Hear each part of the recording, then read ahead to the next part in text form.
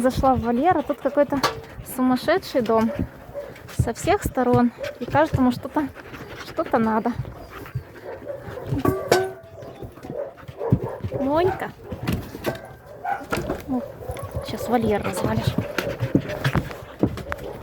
Мусенька. Ты так обрадовался.